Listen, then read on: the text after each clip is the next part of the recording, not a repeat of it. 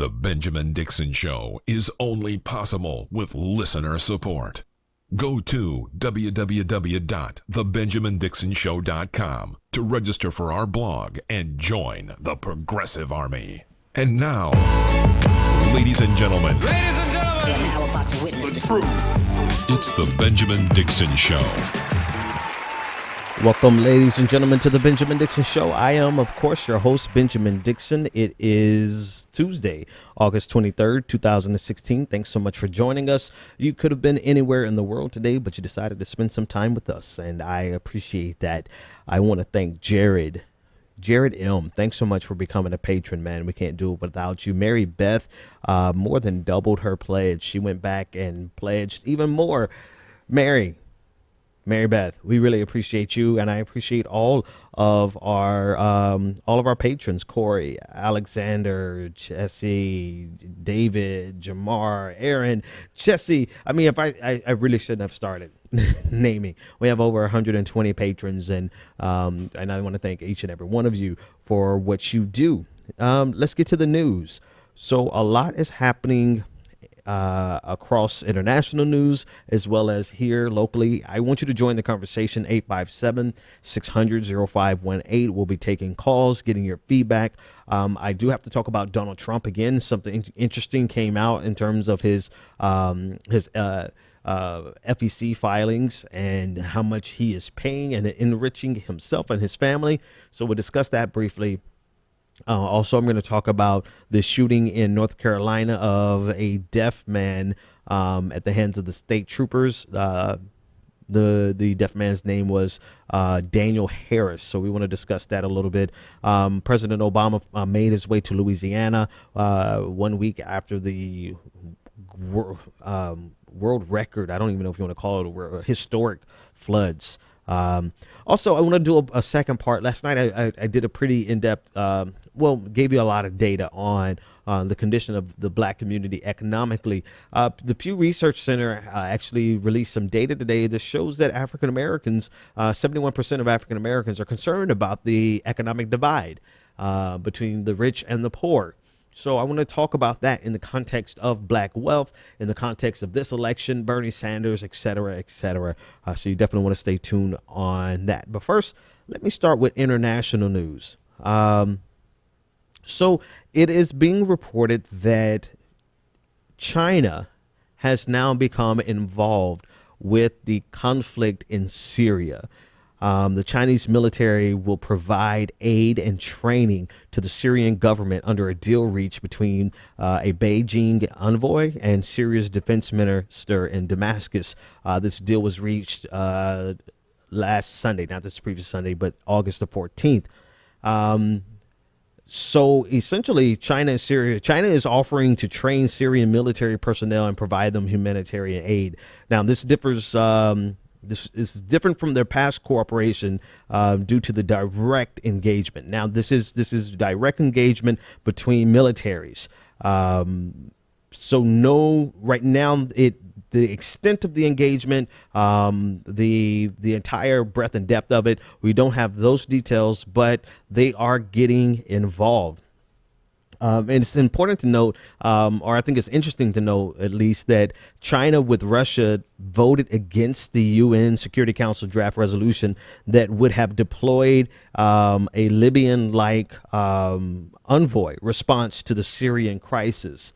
And the reason I bring that up is because it really kind of shows the parallel interest that China and Russia have in Syria. Now, China has their own interests, their particular goals, but they find themselves in a similar position as Russia. But if you look at the resolution and the idea of sending to Syria the same type of UN envoy that went, not envoy, but the UN action, right, the no-fly zone, which opened up Libya to European forces that helped topple Gaddafi, right? So it was the direct results of the first UN resolution, Security Council resolution that China and Russia they voted for the first one. The results of that in Libya were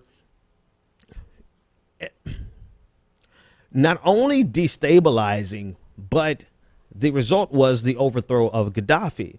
Now, if Bashar al-Assad is a favorable regime for China and Russia, then it absolutely makes sense that they would, and they did, vote against the UN resolution that tried to replicate in Syria what happened in Libya. Now, so that's just a backdrop to show that China does have and has acted previously in the best interest of the Assad regime. And so now it makes sense that they're getting involved here in a direct fashion, directly with Syria's defense minister in Damascus. So we'll be keeping bringing more information with regard to that. So there is no, and this is important to note because just seeing some other commentators deal with this story, questioning whether or not we should start to call this a world war because of how many different powers are involved in the region.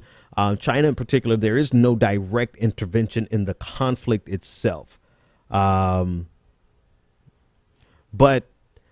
it is a direct connection to the conflict, an advisory role. All right. Also in the region, dealing directly with Syria, I thought it was interesting that last week we reported that for the first time Russia used an Iranian air base to launch their missions into Syria. No sooner than they did that, on Monday, Iran annulled permission for Russian planes to be used. So last week they got permission, and on this week, Iran turned and annulled that permission.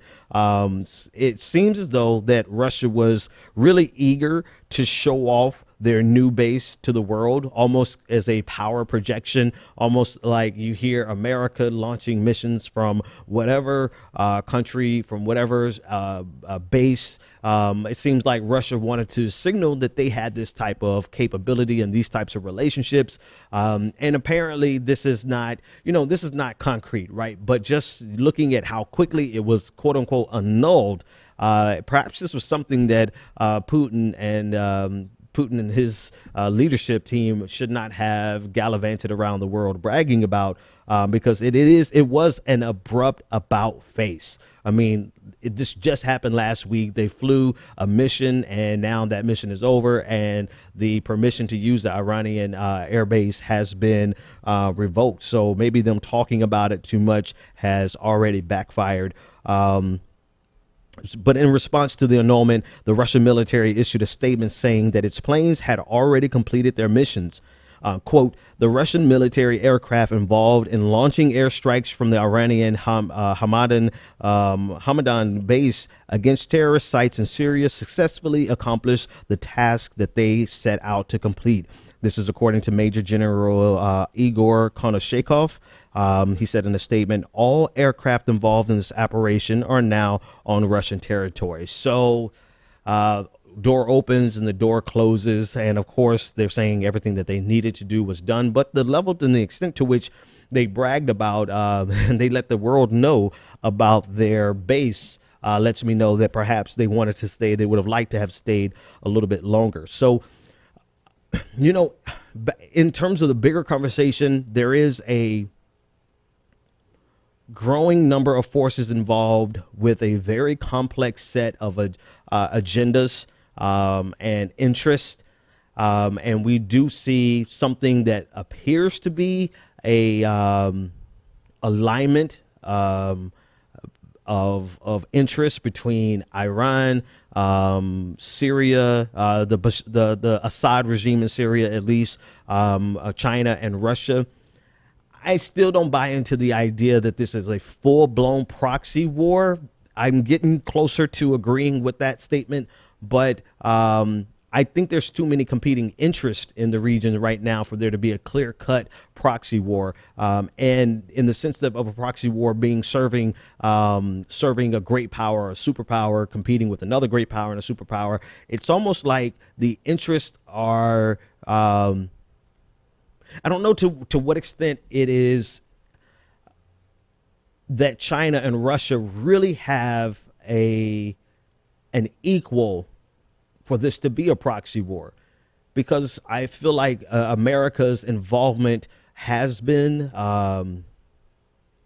limited. Let's just call it limited, to say the least. And it feels as though we don't have enough political will. And this is a good thing in this regard. Like, it is a mess. The region is destabilized. There's a lot going on, but it doesn't appear as though we have enough vested interest to be a competing force against China and Russia's interest to make it a legitimate proxy war. Yeah, we're all involved, but the extent to which we're involved is very different. And the interests that we have are not necessarily competing because of ISIS, right? There's some overlap. We have overlapping interests in the region in terms of destroying ISIS. It's simply a question of which power is going to be installed after the destruction of ISIS. However, I don't know if America is really as concerned about that at this point, as much as they are concerned about ridding the region of quote unquote ISIS. And the reason I say that is because the extent to which we're willing to get involved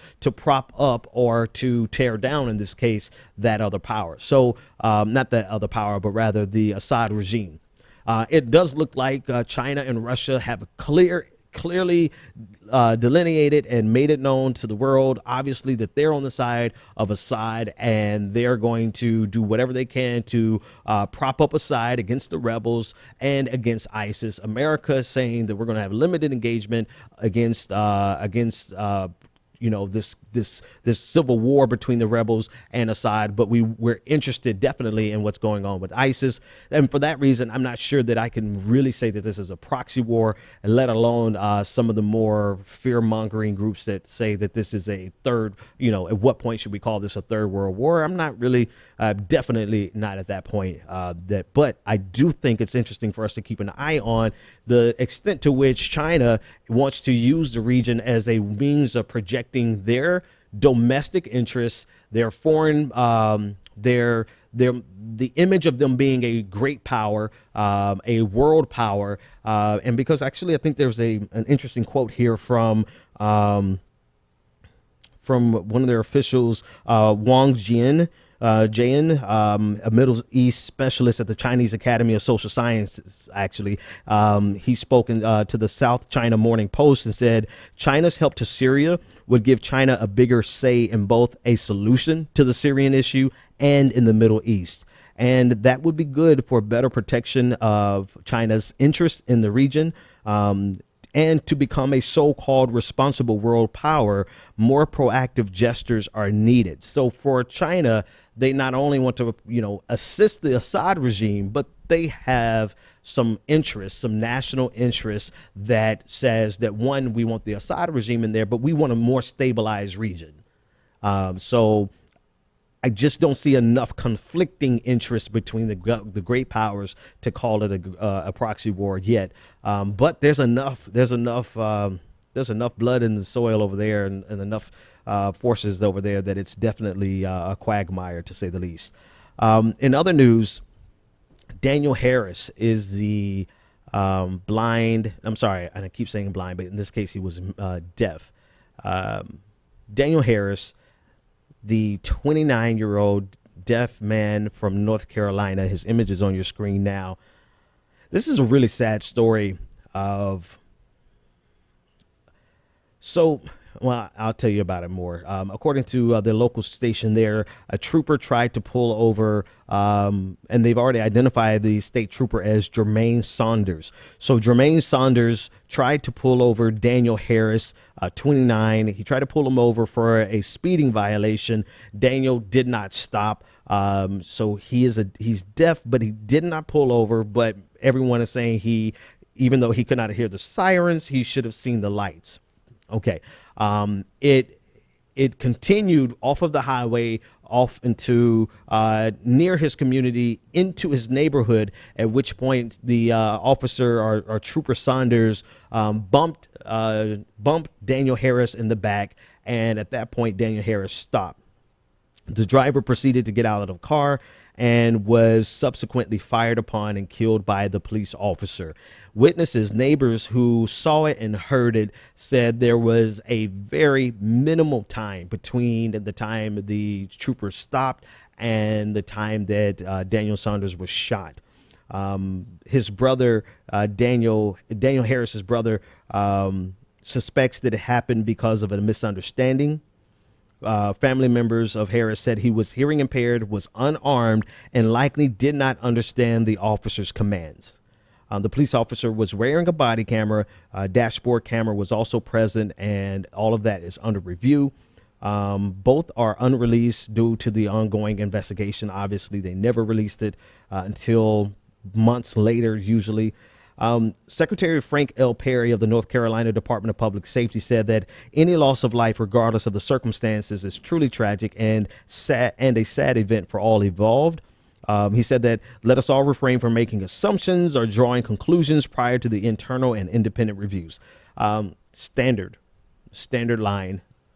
Sam Harris told the WSOC through the interpreter that his brother was funny and sociable. People enjoyed being around him. He was a very unique man. You know, I don't know. So this one is, I don't know, man. At some point, you've got to concede the point, the argument that our police officers in general are too jumpy in America. And that's being rather benevolent. You know, that's being very, very polite. That's not accusing them of white supremacy. That's not accusing them. Actually, Daniel is, I don't know what I don't want to conclude that he's white. He very well could be anything. So, but he's not of the darker hue. So I'm not accusing the officers of white supremacy. I'm not accusing them of trying to, just being over. I'm not accusing them of anything other than at what point can we admit that we have some scared officers on the street, and it's almost unreasonable for them to be this scared when they have this much power to take life. And I'm not saying that they should never be scared, because that would be stupid and that would be irresponsible of me. But here's a man who had nothing. All he had was, one witness said that he was trying to make a gesture, a signal, i.e. sign language. And before anything happened, before the officer could probably ascertain enough information, he was shot and killed.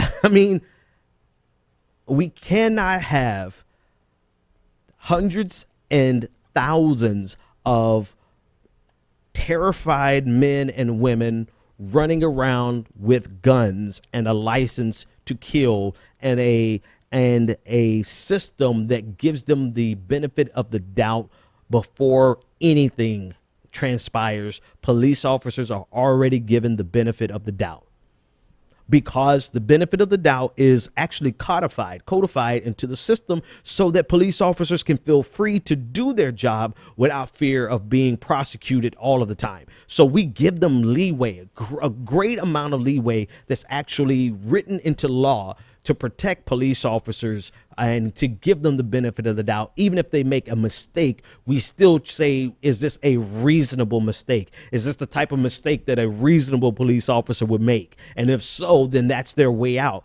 because we want to make sure our police officers can be free to police. But at this point, we have police officers, I believe, in my opinion, we have police officers who are just afraid and trigger happy.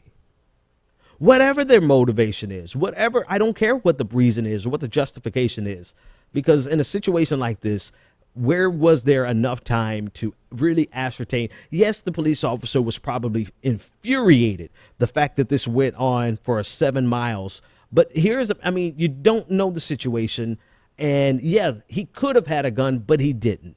And here's a man who probably knew that he needed to get close to home so that he can better communicate what was going on. I don't know what was going through Daniel's mind.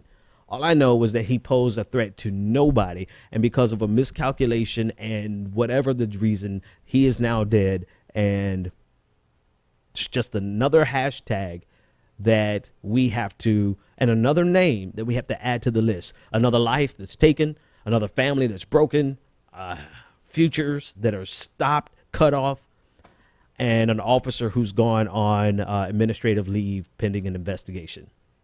Meanwhile, the police officer from Philando Castile shooting is back at work. 857-600-0518. I want to get your opinion on this, get you in the conversation.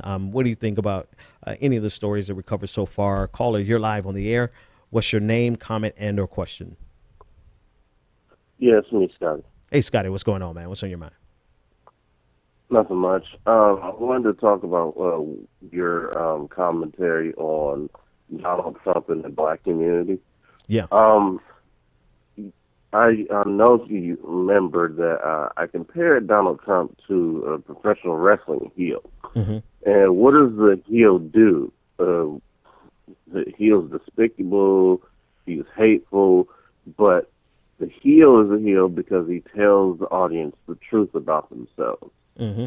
So Donald Trump goes and, he tells the black community, well, they weren't there in this audience, but he says to the black community all these problems about unemployment, crime, and you see all these black celebrities saying, well, I'm sorry, but I have my 2 houses, I have a car that I bought and posted on Instagram, and it's just like, you guys are straight clueless. Yeah. And one of the reasons why we're in so much trouble, and Yvette Carnell said this, because we're aspirational. It's one of the main reasons why we don't go out to a black and leadership class.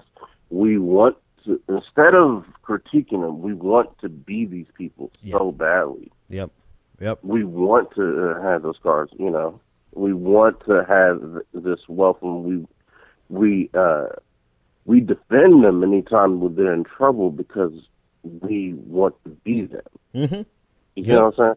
Absolutely. I agree with that. That's exactly the case. We get to the point where we are willing to protect something that we don't even have because for 2 reasons. 1, we want it, and then 2, because we see them as family even when they may not treat us as family. So I absolutely agree with you, Scotty. Thanks for the call, man. 857-600-0518 if you want to get in on the conversation. Speaking of Donald Trump, and so this conversation isn't going away. I guess I don't know why I expected it to, because it's a great muse for people on the left and Democrats in general to really pound Donald Trump on this story. And to be clear, anyone watching this particular clip in this particular segment, I think Donald Trump is the pile of dog shit that I walked through earlier today and had to clean my shoes. That's what I think of Donald Trump as. However, even a pile of dog shit can actually be right.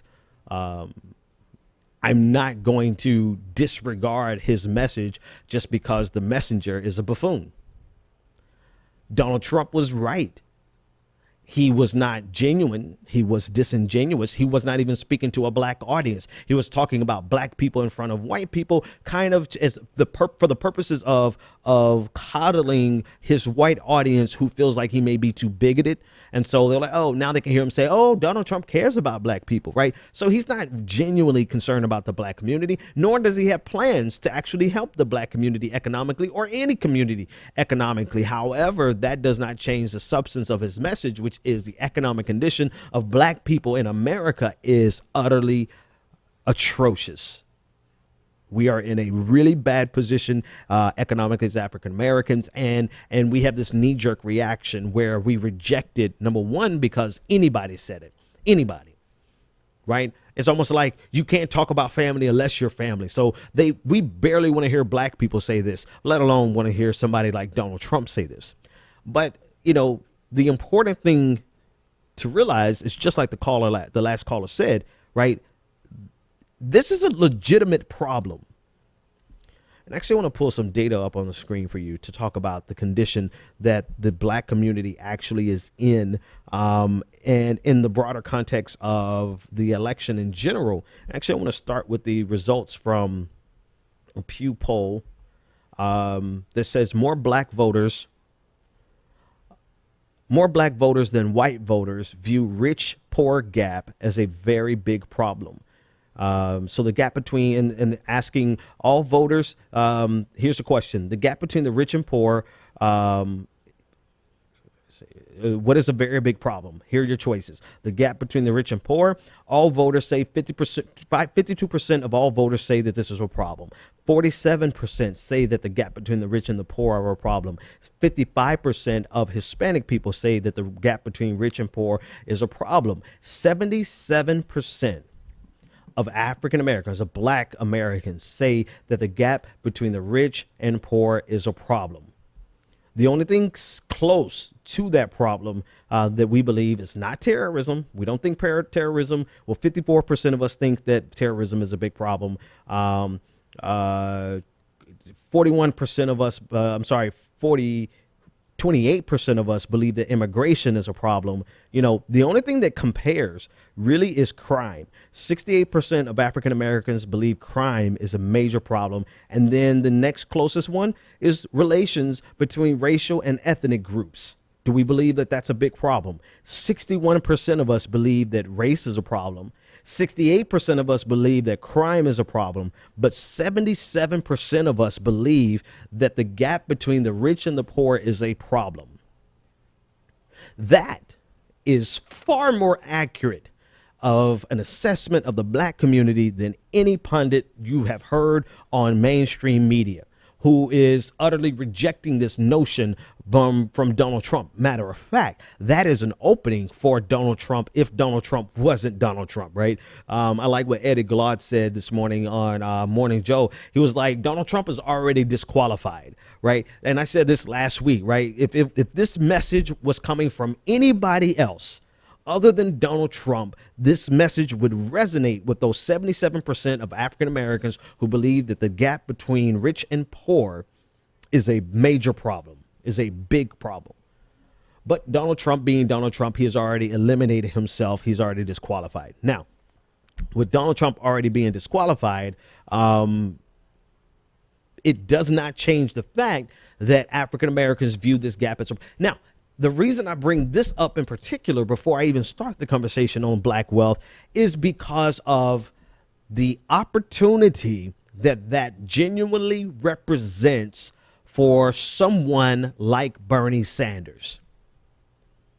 On this side of the primary, when you see 77% of black people have a problem or believe that the gap between the wealthy and the poor is a major problem, you see that Bernie Sanders' message would have resonated tremendously in the black community. And I guarantee you, Hillary Clinton's internal polling showed her that, which is why she rolled out the black firewall like nothing we have ever seen in our adult lives. Because how else can you fight back against a community who knows from experience that there is a inequality problem in America, not just a racial inequality, but an economic inequality in America? How else can you fight back against that when the person you're running against has that exact message? Well, you get a bunch of black people who are doing pretty good for themselves, probably making about $250,000 a year, maybe $300,000 a year. Some of them might actually be millionaires. You get them and you get them to say that white guy over there has a problem with race and he doesn't understand race and he doesn't understand the black community and he doesn't understand this and he doesn't know how to talk to black people and he thinks all black people live in the ghetto. And so you distract us with this easy red meat of racial tension and make us easily forget or not easily forget, but make sure that we never give somebody like Bernie Sanders a chance to have a conversation about economic inequality, because that's ultimately what happened.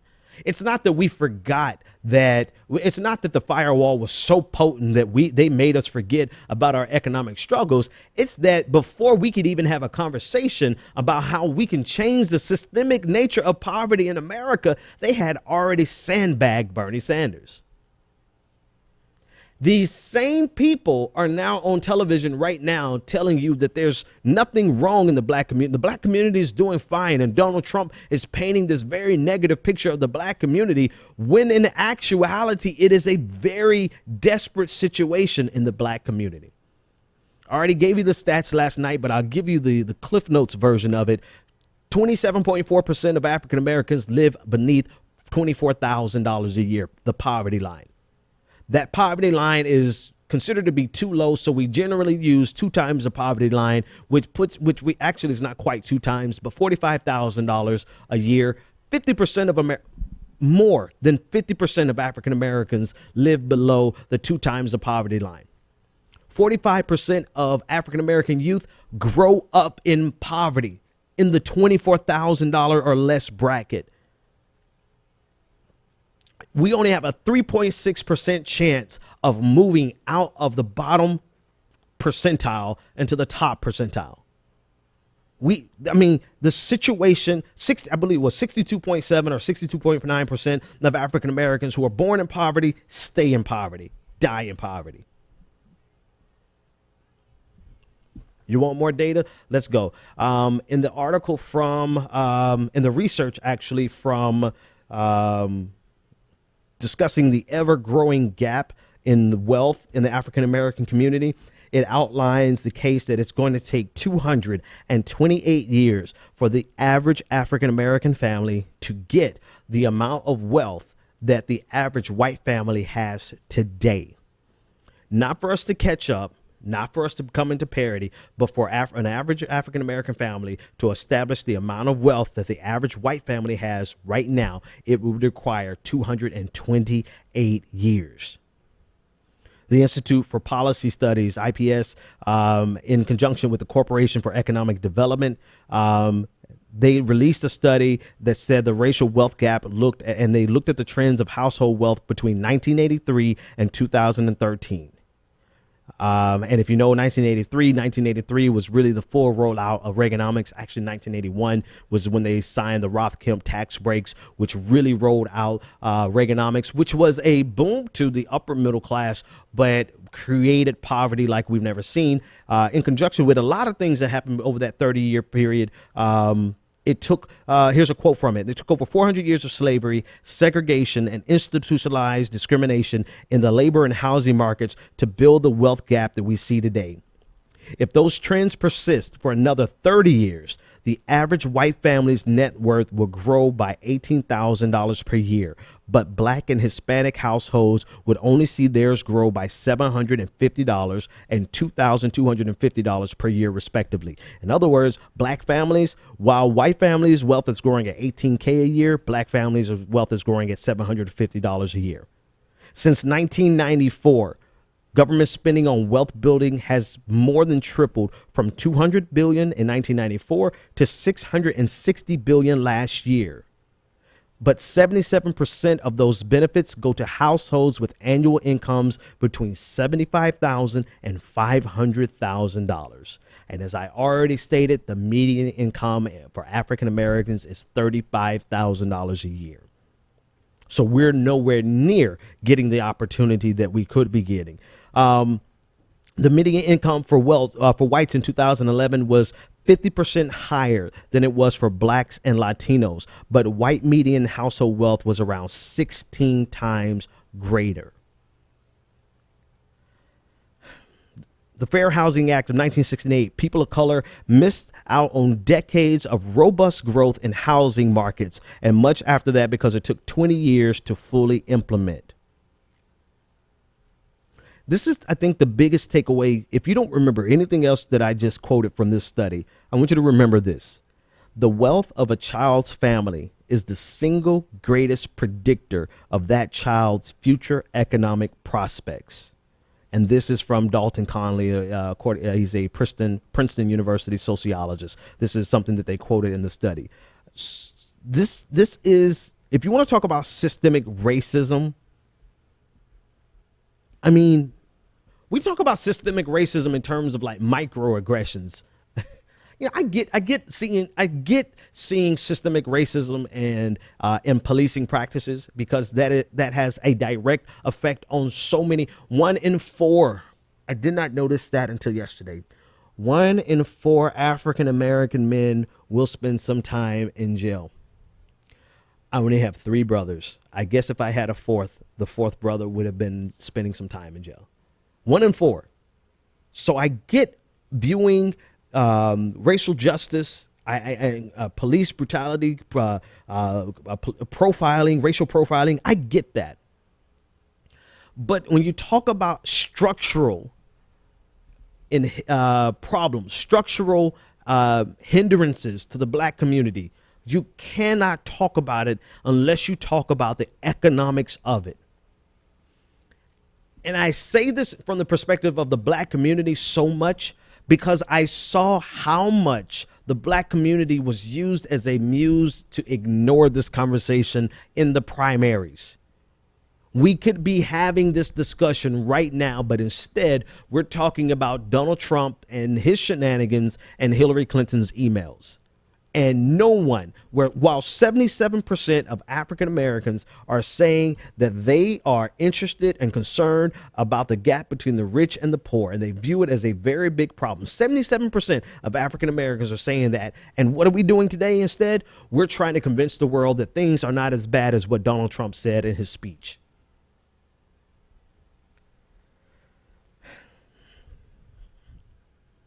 Just so you could visualize what this looks like.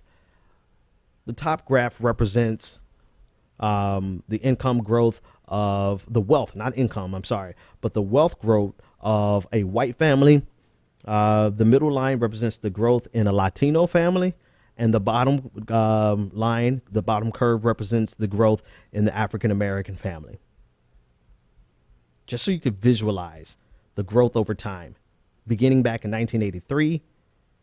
The midpoint is 2013. At the midpoint, you see the average wealth of a white family is around $656,000, and the average wealth of an African American family, $85,000. And that's, to me, that's the average. Hang on, let me be sure. That is the average. That is not the median. If we look at the median, and we'll see that it is dramatically different. This is calculating in Oprah Winfrey.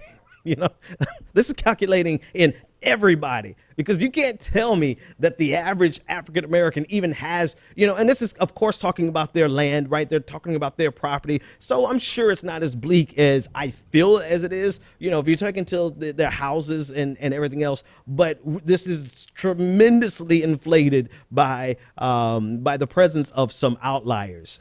So let's just say that. But if you look at the end of the curve, look at the growth over time. This is the most troubling, not where we are right now, but where it's going. In 2043, if it continues on this path, African Americans' wealth will only increase from 85,000 to 107,000, while white Americans' wealth will go from 656,000, basically double, to 1.2 million.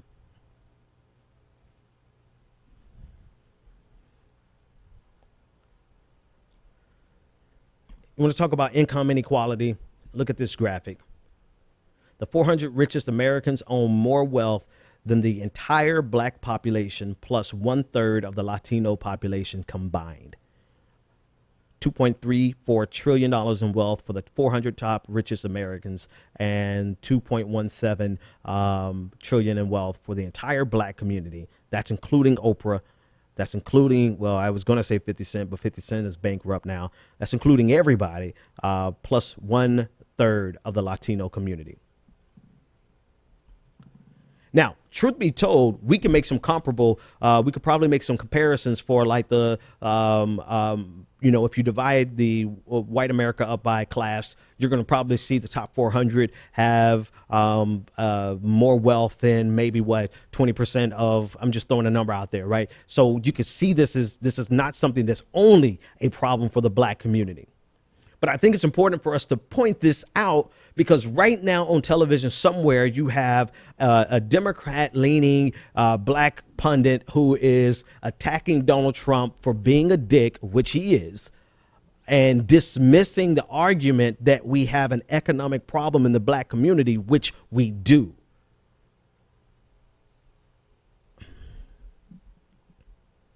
And we know we do based on the Pew Research showing that 77% of us actually believe that that gap is problematic. So enough with the data. Here's the deal. If we keep allowing people to dictate to us what should be our daily conversation, instead of us dictating for ourselves and for the people around us, dictating what is important to us, then we will always be chasing the rabbits that the mainstream media puts in front of us. And today that rabbit is, Donald Trump says something insensitive to the black community. And now everybody is chasing after that. And we're just like on the sideline, people like me and Yvette Carnell, we're on the sideline like, yes, we're chasing that rabbit. But the truth of the matter is, yes, Donald Trump is an ass. But the truth of the matter is, this is a tremendous problem for the black community. And it's one that we cannot ignore. And if nobody, think about this. If nobody else is going to talk about it, Hillary Clinton's response to Donald Trump's comment was that this was exceedingly ignorant or staggeringly ignorant. But we need to talk about this, Hillary. We need to talk about this, whoever else, Charles Blow, on CNN. We need to talk about this, Bakari Sellers on CNN. We need to talk about the fact that the black community's wealth is non-existent. And I'm sorry. I know Donald Trump doesn't have a solution for us. I know Donald Trump is going to make it worse. But if he's the only one bringing it to the table for a conversation piece, then damn it, let him continue to bring it on the table so that we can talk about the causes of this and the solutions for this. And it's a shame. You guys got me on here defending Donald fucking Trump, as imbecilic as he is. But we cannot continue to swift boat ourselves. Because if we ever have this conversation, then I know there is so much solidarity between poor blacks, working class blacks, lower middle class blacks, and their comrades in the white community and the Latino community, the poor whites, impoverished whites, the working class whites, working class Latinos. There's so much unity that could exist there if we did not allow the mainstream media to make us chase rabbits. And here's another thing. Before you run off and say, the poor white people are the ones that are racist that go to Donald Trump. Nope. I believe it was either the average or the median income of I'm not sure because there's a big difference. So my fact checkers, go and check that. But it was either the average or the median income for a Donald Trump supporter is about $75,000 a year. Which means the average Donald Trump supporter is doing better than the 50% of the African-American community. They are not the ones who are poor. We are. And so we have this image in our mind that all of Donald Trump supporters are these poor, toothless, Southern rednecks, when in reality, most of them are like Joe the plumber. They have they're independent contractors. They have a modest measure of wealth, and they're just aggravated because they realize how much taxes, how many dollars in taxes they have to pay. Right? Just because they dress like they're poor doesn't mean that they're poor. And so we have this image of white poverty, and we immediately associate it with racism, which probably there's some correlation through history. But at the end of the day, they are poor and broken by the same system that is breaking us, economically speaking. And as long as we keep chasing after the rabbits that the people in power give us, the mainstream media gives us, we're going to always be looking at this data and saying, damn. That's it. Damn. I don't even know what the fuck. Just damn. Probably 101 things more I could say about this, but I'm not. I'm going to take this caller. Caller, you're live on the air. What's your name, comment, and or question? Hi, Ben. This is Lee from Columbus, Ohio. Lee, how's it going, man? What's on your mind? Going well. And now I have to say something on the Trump part, but that's not what I called for. I'm in an industry that with a bunch of Trump supporters, and everybody that's a Trump supporter, not everybody, but most of them are affluent individuals, usually white. So it's not your poor people. But what I'd call you for is we see what's wrong with the policing culture and its impact. I'm sorry, I'm stuttering. No problem. Its impact on the Black and poverty-stricken communities. And myself, I come from a poor community and a welfare-dependent family, and I've always felt voiceless myself, and I know I'm not alone on it. And I greatly appreciate what you do and taking up the mantle for all of this, and I'll keep donating everything I can to make sure that you are able to do what you do on a nightly basis. Thanks a lot. Man. But absolutely, thank you.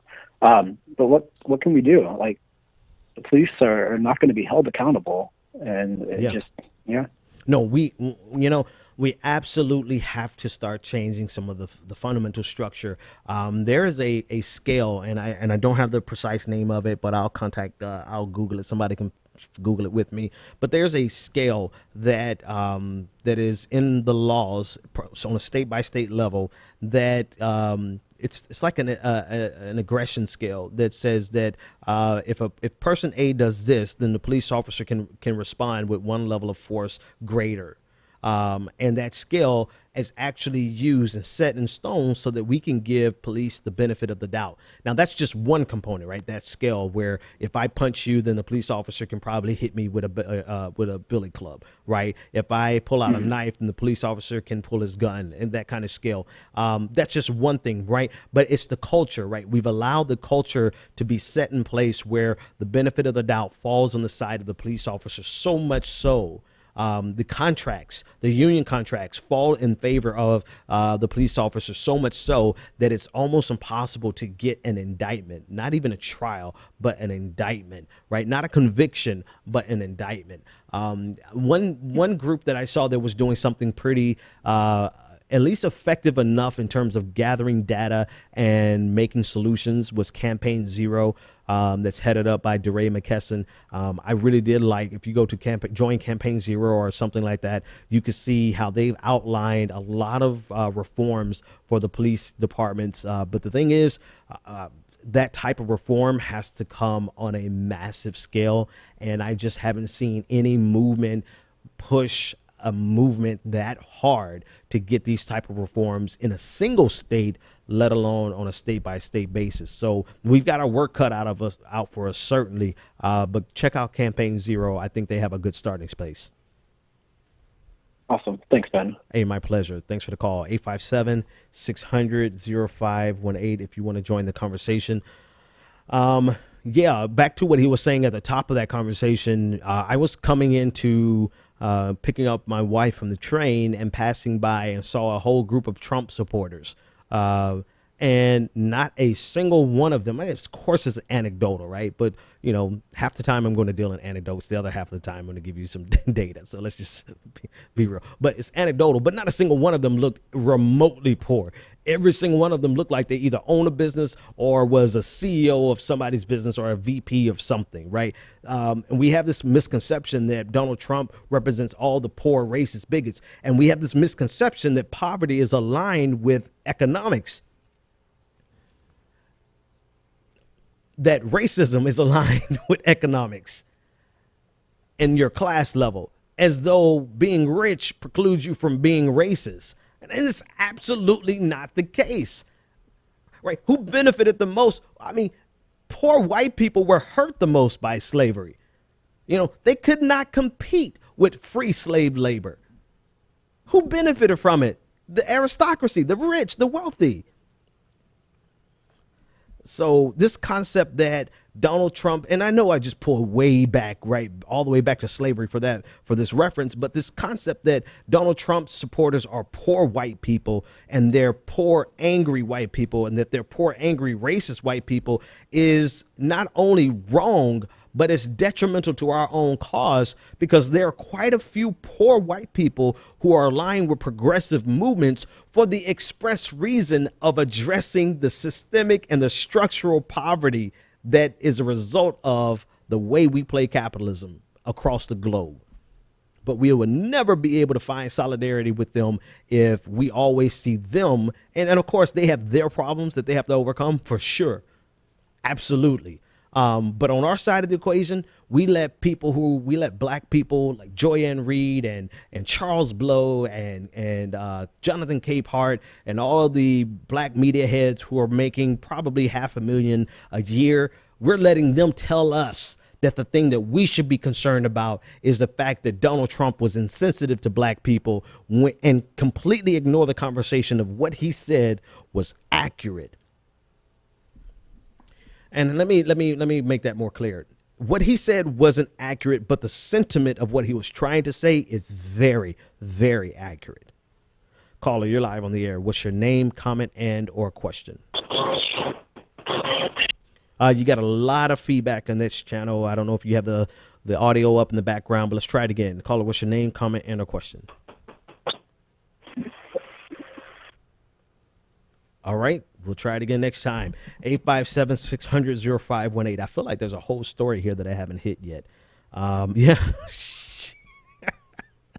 2 whole stories, 9 minutes to go. Trump's campaign office. Let's talk about that real quick. I had no idea I had 2 whole stories left, and we were worried about if I'm going to run out of stories to talk about tonight. All right. So here's the deal with Trump. Here's the real reality of Trump. Trump is not interested in helping white nationalists, even though he does. He's not interested in helping the American Nazi Party, even though he does. He's not interested in bolstering the KKK, even though he does. Trump is interested in maybe 3 things: money, fame, and power. That's it. That's it. I would leave it at those 3 things. The reason I say this is because Donald Trump's campaign has been renting in the Trump Tower, and they have now that they are fundraising from the public, they have quadrupled the rent that they are charging themselves. They are paying a higher rent than other tenants occupying more space than what they have. Right. So this is in his Trump Towers in Manhattan. According to filings for the FEC, the Republican nominee campaigns paid $169,000 in rent last month for space at the Manhattan skyscraper. In March, the campaign paid Trump Tower LLC only about $35,000 in rent. So between March and July, they basically quadrupled the rent, according to recent Federal Election Commission filings. So this is from the campaign itself, right? The campaign said, I want you to listen to this precise language. The campaign said, we calculated the rent based on the average rent per square foot in the area, the campaign said in a statement provided to CNN. So in other words, hang on. Let's finish the sentence. Here's the rest of their quote. Overall, we still pay over $40,000 less in rent than the Clinton campaign. So, in other words, the tenant, right? Because Trump campaign is the tenant inside of Trump Towers. The tenant has dictated and calculated their rent and told Trump Towers, this is what we're going to pay you in rent. When's the last time you, as a tenant, was able to tell your landlord, this is what we're going to pay you? But I guess when your landlord is the campaign, the man's name is on the building as well as the campaign, I guess they can dictate and have this kind of symbiotic relationship where they could tell this is what we want to pay. But the bigger portion about it is that the biggest thing about this is that he has now shifted the burden, not just the burden, but the surplus of the rent at the point where they are now fundraising. So back in March, he was ostensibly self-funding, and he paid himself $35,000 in rent for 1 month. Now he's been collecting and raising money across the nation, and he has now begun charging himself $169,000 per month. A prominent RNC member who supports Trump told the Huffington Post that if they don't have any more staff and they're paying 5 times more, that's the kind of stuff I'd read and try to make an attack ad out of. Yeah, no kidding. So Trump supporters, Trump endorsees, people who are working with them, everybody knows that this is an attack ad waiting to happen. Overall, federal records have shown that the Trump campaign has directed almost one-fifth of his campaign cash to companies to which he is linked. Folks, Donald Trump is making out like a bandit. And I say this because ultimately, we'll see what the numbers end up as at the end. If his numbers come remotely close to what Obama and Romney spent, I think combined they spent like $500 million each, like $500 million. That's we seem to think that Donald Trump doesn't really care because he's rich. But at the end of the day, if he takes a fifth of $500 million, nobody, no matter how rich you are, is going to pass up on that. So Donald Trump is enriching himself. He's enriching his businesses. Even some of his children's businesses are getting the benefits of this campaign. All right. In other news, the last bit of news before we get out of here, President Obama has gone to East Baton Rouge Parish, where more than 7,000 people were forced to enter into shelters due to the flooding, and it has been blamed for 17 deaths.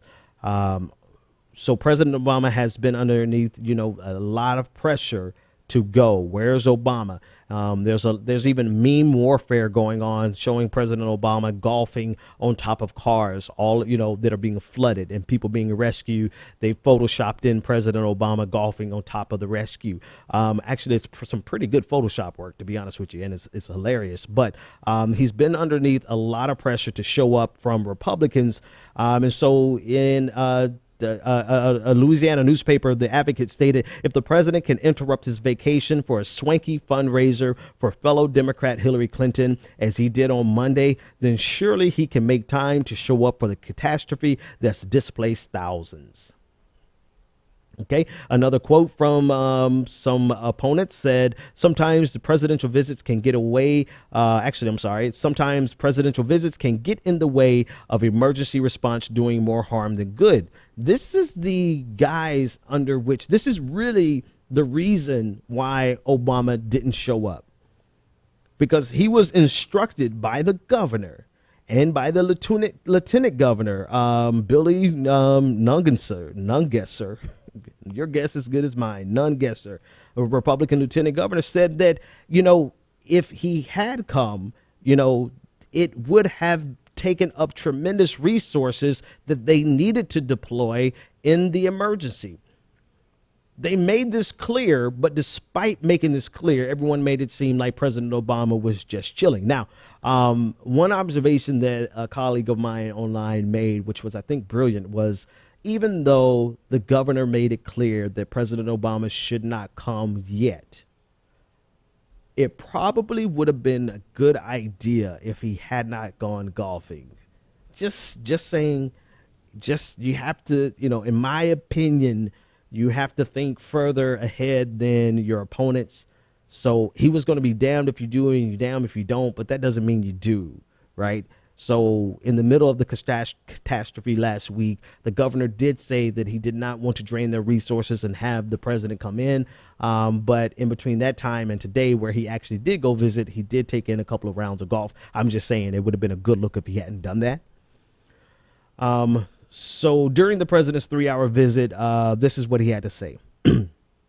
President Obama said, "What I want people of Louisiana to know is that you're not alone in this. Even after the TV cameras have left, the whole country is going to continue to support you and help you until we get folks back in their homes and lives are rebuilt." Here's the interesting thing about the trip, and this is actually what I really wanted to tell you. So before leaving, President Obama has intentions of meeting with the family of Alton Sterling. If you remember, Alton Sterling was shot and killed by two Baton Rouge police officers several weeks ago, and really sparked a new wave in the Black Lives Matter movement, and also was attributed to the cause for the shooting deaths of the 3 Baton Rouge police officers, and also the 13 police officers in Dallas. So there's a major flashpoint with Alton Sterling that many people may have forgotten because so many people have been killed just since Alton Sterling. Philando Castile, Daniel Harris, I mean, the list goes on. But President Obama has made it a point that he's going to visit with the family of Alton Sterling because on our side of the equation, you have a lot of people just like the people in Baton Rouge saying, President Obama, where are you? Where are you, Barack? You know, why aren't you here? Why haven't you gone to see the Alton Sterling family? Why haven't you gone to see the Philando Castile family? You make time to go see everybody else. Why don't you come over here? Well, President Obama is coming to Baton Rouge and he's not leaving rather until he speaks with Alton Sterling's family. And in addition to Alton Sterling's family, he's going to speak to the families of the 3 police officers who were killed in Baton Rouge as well. All right, folks, just want to remind you that you can take a listen to the bonus show. On the bonus show, we discussed hypocrisy and slut shaming. I am really good at pointing out hypocrisy, and it's not a fun thing to do. But we see with Melania Trump, there has been some slut shaming from the left.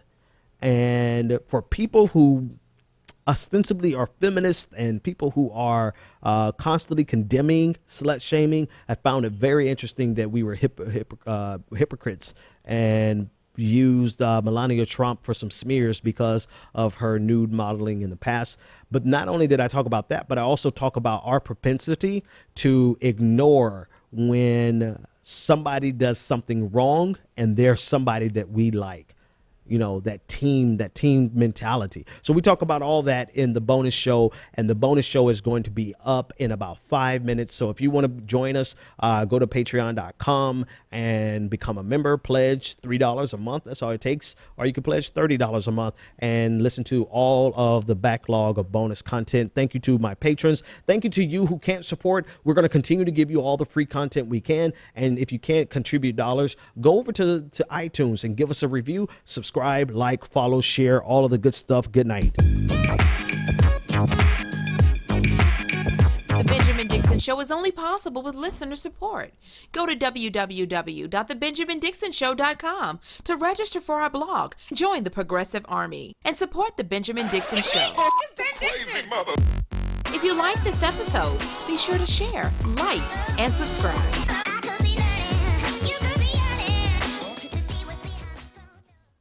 Consider becoming a Patreon. Go to www.patreon.com/The BPD Show and support The Benjamin Dixon Show.